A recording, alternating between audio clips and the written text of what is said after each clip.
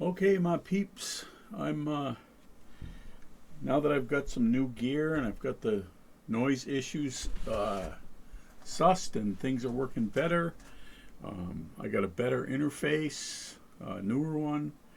I'm hooked up through my SansAmp bass fly rig. I'm redoing some videos that I've done in the past that I was less than happy with, and this being a really popular model fretless bass, the Ibanez SRH500F. I'm going to do a demonstration of some different sounds with this. I think this is the commercially most viable fretless bass on the market. I love the thing. I've got Labella 45 to 105 tape wounds on it. I didn't put the bigger ones, that go up to 115, because I'd have to recut the nut, and if I didn't like them, I'd have to replace the nut. So I've just left it with the medium gauge flat wounds. Anyway, first thing I want to say about the SansAmp bass fly rig, Tech 21. This is the version 2. I had the version 1 as well. I love that it has a tuner in it, because I don't know if you've ever noticed this, but snark tuners are not super accurate. I find the tuner in this accurate. You just press down on the chorus button and hold it, and the tuner comes up. And it's got everything I need and nothing I don't. It's very small. It's all self-contained. It gets a great tone. Could I get slightly better signals or sounds with, individual expensive Boss rigs? Sure, but for $300 and plus a nice case you can buy for it, I think these are great rigs. Especially if you're playing in a lot of different places with different basses, you can use the preamp, the compressor. If you're playing slap bass with round ones, you really do need a compressor. Anyway, that's the chorus off. So here's the bass with no mute, with just I love this for playing jazz. To me, it's the go-to thing to use. It's so much easier to haul around than an upright. Let's face it. I don't know, man. I love my upright, but I don't like leaving the house with it.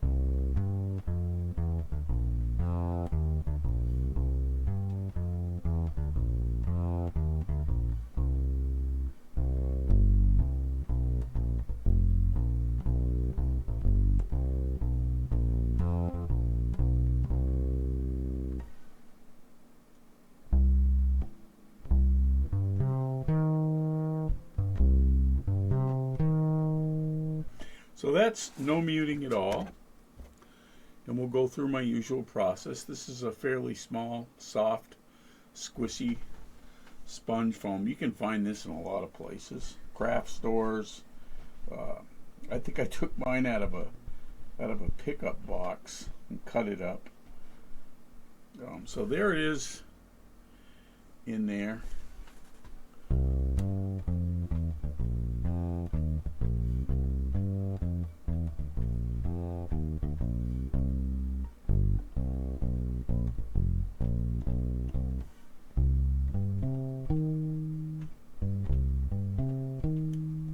Let's take that out. Let's put a wider one in there, but not as thick.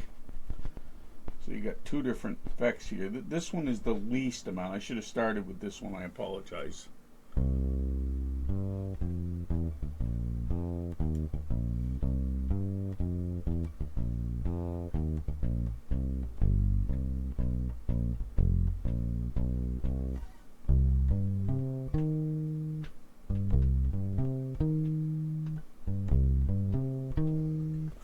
Take that out.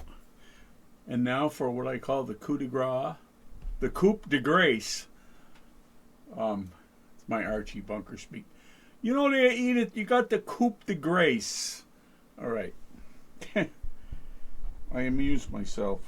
So I'll stick that on. That's the nino-mute light thump, 19mm spacing. Right in there on the bridge, you can see it. Tucked right down in. And I'm going to retune, because often when you put this on, you do need to retune. Yep, went just a little bit sharp. Supposedly in tune now. So now you're going to hear, especially through an amp, although I'm direct, trust me, through an amp 15 feet from the stage, it's almost impossible to tell the difference between this with the light thump and an upright bass. Unless you're an upright player, you're going to hear it. But the audience isn't.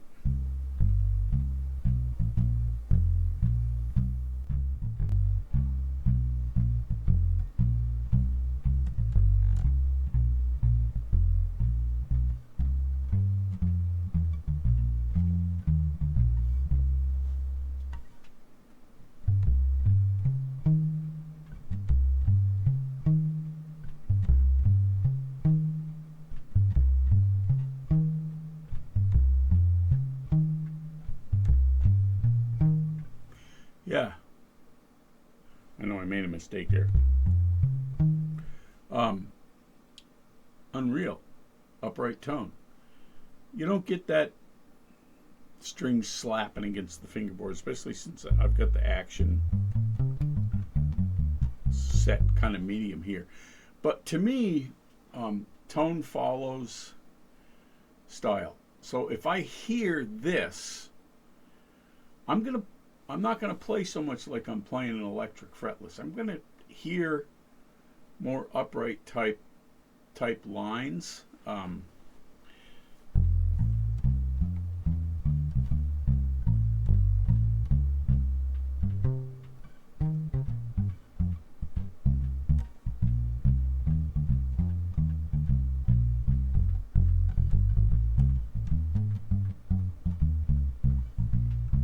And I know for me personally, when I've got this set up like this and I'm playing jazz, it does make me play a little more like upright style lines. It also helps me to not overplay.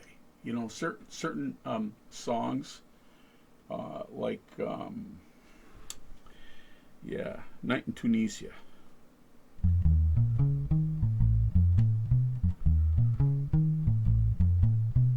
And you get to that C section where you could walk all over E to E flat to D minor, you know, but sometimes I find myself just going.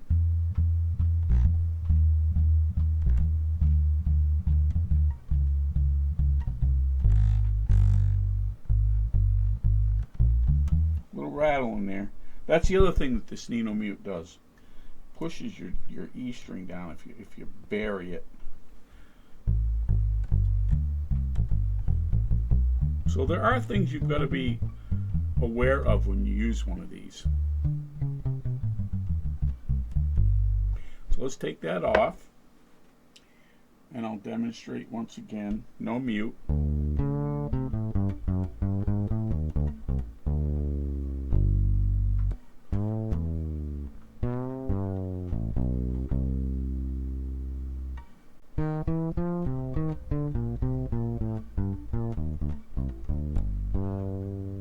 Lends itself more to that Jaco Pastorius thing.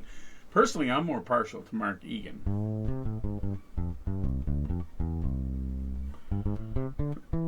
They're both fantastic and far better players than I am. Eat it. So I've had the tone knob all the way up. I'm going to back it down, fretless style.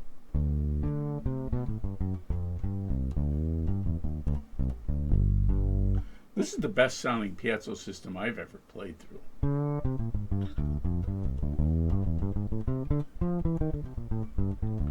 The other thing that's great about this bass is if you go back here, right, you see that? You can adjust the volume of each string because they're individual piezos for each string. One thing I noticed on this that I did was I left the G, D, and A where they are volume wise, and I took the E string up just a little bit.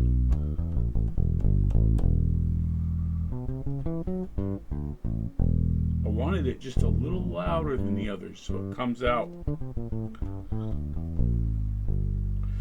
And the great thing about this is, and I did this last night at a jazz event, the last song we played was Peace, and they wanted me to solo first. The bass player ate first. There were no ribs left for anybody when I got done. Anyway, I didn't want that sound because they wanted to hear, you know, I wanted to make a really lyrical solo. So I took this off, retuned real quick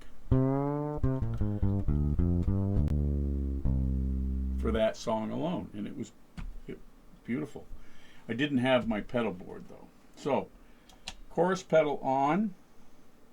It's only turned up about 40%. I'm going to find the sweet spot on the tone control.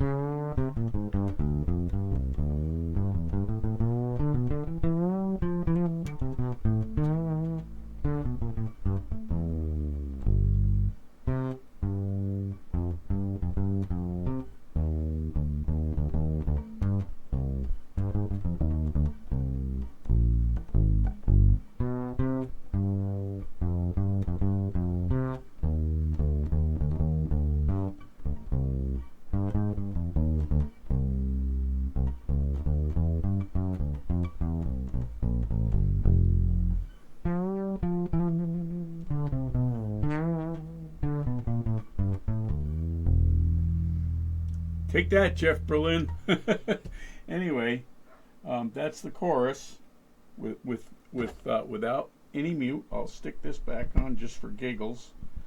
I'm not going to retune it.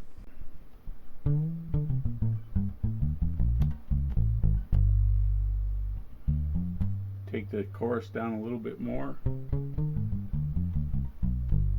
Use it like a reverb.